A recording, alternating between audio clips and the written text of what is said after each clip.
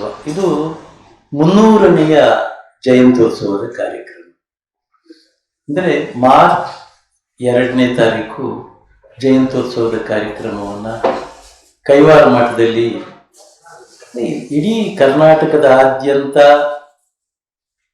ಆಚರಣೆ ಮಾಡ್ತಾ ಇರೋದು ಅದು ಸತ್ಯ. ಬೀದರ್ವರೆಗೂ ಎಲ್ಲ ಒಂದು ಸರ್ಕಾರಿ ಕಾರ್ಯಕ್ರಮ ಆಗಿರೋದ್ರಿಂದ ಎಲ್ಲರೂ ಕೂಡ ಆಚರಣೆ ಮಾಡ್ತಾರೆ. ಎಲ್ಲ ಕಡೆಯೂ ಆಚರಣೆ ಸರ್ಕಾರಿ ಕಾರ್ಯಕ್ರಮದಲ್ಲಿ ಭಾಗವಹಿಸ್ತಾರೆ. ಆದರೆ ಕೈವಾರ ಮಠ ಒಂದು ವಿಶಿಷ್ಟ ರೀತಿಯಲ್ಲಿ ಈ ಕಾರ್ಯಕ್ರಮಗಳನ್ನು ಹಮ್ಮಿಕೊಂಡಿದೆ. ಕಾರಣ ಏನು ಅಂದರೆ ಇದು 300ನೆಯ ಜಯಂತ್ಯೋತ್ಸವ. 300 ವರ್ಷಗಳಾಗಿದೆ ತಾತಯ್ಯನವರು ಜನಿಸಿ. ಅದಕ್ಕೋಸ್ಕರ ನಾವು ಹಿಂದೆ ರಾಮಾನುಜಾಚಾರ್ಯರ ಸಹಸ್ರಮಾನೋತ್ಸವ ಅಂದರೆ 1000 ವರ್ಷಗಳ ಒಂದು ಕಾರ್ಯಕ್ರಮವನ್ನು 1 ವರ್ಷಗಳಷ್ಟು ಕಾಲ ಹಮ್ಮಿಕೊಂಡಿದ್ದೀವಿ.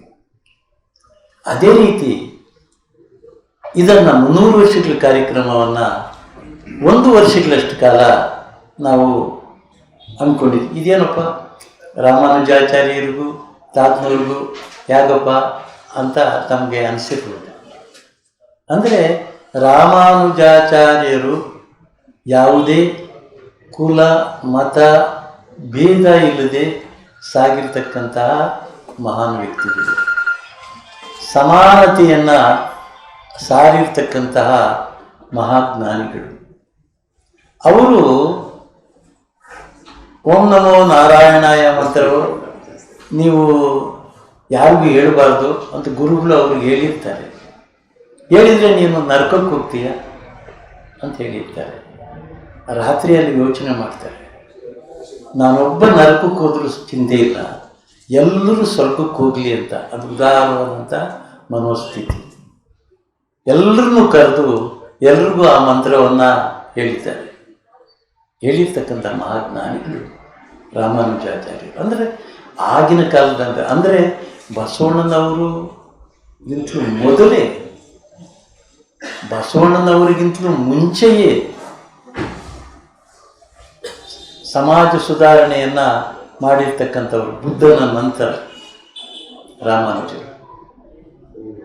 ಆ ಸಮಾನತೆ ಅಂದರೆ ಈಕ್ವಾಲಿಟಿ, ಯಾರೂ ಹೆಚ್ಚಲ್ಲ ಯಾರೂ ಕಡಿಮೆ ಅಲ್ಲ, ಅದು ವಿಶಿಷ್ಟಾದ್ವೈತ ಸಿದ್ಧಾಂತ. ಆ ಸಿದ್ಧಾಂತವನ್ನೇ ಅನುಸರಿಸಿರ್ತಕ್ಕಂಥವರು ತಾತಯ್ಯನವರು. ರಾಮಾನುಜರನ್ನು ಕೊಂಡಾಡಿರ್ತಕ್ಕಂಥವರು ತಾತಯ್ಯನವರು. ಅವರನ್ನು ಗುರುಗಳಾಗಿ ಸ್ವೀಕಾರ ಮಾಡಿರ್ತಕ್ಕಂಥವರು ತಾತಯ್ಯನವರು. ಅದಕ್ಕೋಸ್ಕರ ಆ ವಿಶಿಷ್ಟಾದ್ವೈತ ಸಿದ್ಧಾಂತ ಏನಿದೆ ಅದರ ಪ್ರಕಾರ ಕೈವಾರದಲ್ಲಿ ಅಂದು 1000 ವರ್ಷಗಳ ಪ್ರಯುಕ್ತ ಮಾಡಿದಂಥ ಒಂದು ಕಾರ್ಯಕ್ರಮಗಳು ಇಂದು ತಾತಯ್ಯನವರ ಜಯಂತಿಯ ಕಾರ್ಯಕ್ರಮಗಳನ್ನು ಹಮ್ಮಿಕೊಳ್ಳಲಾಗಿದೆ. 2ನೇ ತಾರೀಕು ತಾತಯ್ಯನವರ ಜಯಂತ್ಯೋತ್ಸವದ ಪ್ರಯುಕ್ತ ಆತ್ಮಬೋಧಾಮೃತ ಮತ್ತು ದೊಡ್ಡ ದೊಡ್ಡ ಸಂಗೀತ ವಿದ್ವಾಂಸರಿಂದ ನಮ್ಮ ಸ್ಥಳೀಯ ವಿದ್ವಾಂಸರಿಂದ ನಾವು ಸಂಗೀತ ಕಾರ್ಯಕ್ರಮಗಳನ್ನು 2ನೇ ತಾರೀಕು ಹಮ್ಮಿಕೊಂಡಿದ್ದೀವಿ.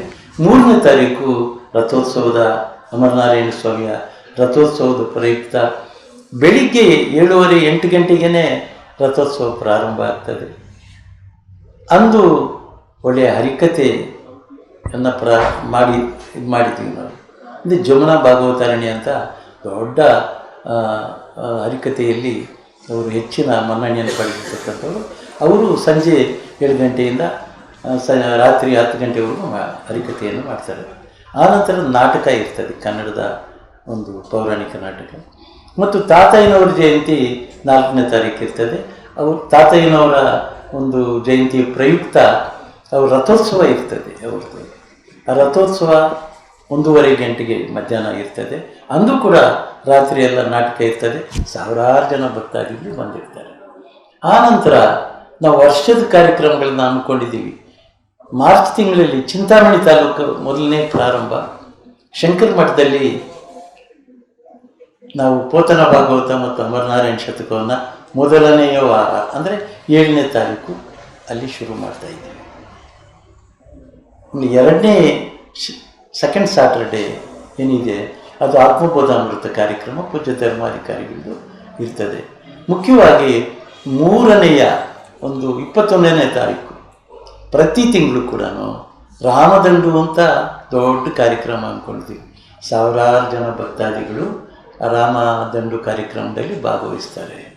ಸುಮಾರು 15ರಿಂದ 20 ಕಿಲೋಮೀಟರು ಇರ್ತದೆ. ಆಮೇಲೆ 4ನೇದು ರಾಮಕೋಟಿ ಇರ್ತದೆ. 4ನೇದು ಇದೆಲ್ಲ ಕೂಡ ಸನಾತನ ಧರ್ಮದ ಭಗವಂತನ ಒಂದು ಶರಣಾಗತಿಗೆ, ಭಗವಂತನ ಶರಣಾಗತಿಗೆ ಮಾಡ್ತಕ್ಕಂಥ ಕಾರ್ಯಕ್ರಮಗಳಲ್ಲಿ ಚಿಂತಾಮಣಿ ಆಗ್ಬೋದು, ಆನಂತರ ಶಿಡ್ಲಘಟ್ಟ ಮಾಡ್ತೀವಿ, ಆನಂತರ ಗೌರಿಬಿದನೂರು, ಗುಡಿಬಂಡ, ಬಾಗೇಪಲ್ಲಿ, ಚಳ್ಳೂರು, ಶ್ರೀನಿವಾಸಪುರ, ಕೋಲಾರ, ಮುಳಬಾಗಲು ಈ ಎಲ್ಲ 2 ಜಿಲ್ಲೆಗಳಲ್ಲಿ ನಾವು ಈ ಕಾರ್ಯಕ್ರಮಗಳನ್ನು 1 ವರ್ಷಗಳಷ್ಟು ಕಾಲ ಇದೇ ರೀತಿ ಈ ಕಾರ್ಯಕ್ರಮಗಳನ್ನು ಹಮ್ಮಿಕೊಂಡಿದ್ದೀವಿ. ಇಷ್ಟನ್ನು ಹೇಳ್ತಾ ನೀವೆಲ್ಲರೂ ಕೂಡ ನಮಗೆ ಪರಮಾಪ್ತರು, ತಾವೆಲ್ಲರೂ ಬರಬೇಕು. ಆನಂದರವರಿಗೆ ನಾವು ಬೇಕಾದರೆ ಯಾವಾಗ ತಾವು ಬರ್ತಿರೋ ಆವಾಗ ಎಲ್ಲ ಉಸ್ತುವಾರಿ ಆನಂದರು ನೋಡ್ಕೊಳ್ತಾರೆ. ದಯವಿಟ್ಟು ತಾವೆಲ್ಲ ಬಂದು ಭಾಗವಹಿಸಬೇಕು ಅಂತ ಈ ಕಾರ್ಯಕ್ರಮದಲ್ಲಿ ಎಲ್ರಿಗೂ ನಮಸ್ಕಾರ ಮಾಡ್ತಾಯಿದ್ದೀವಿ.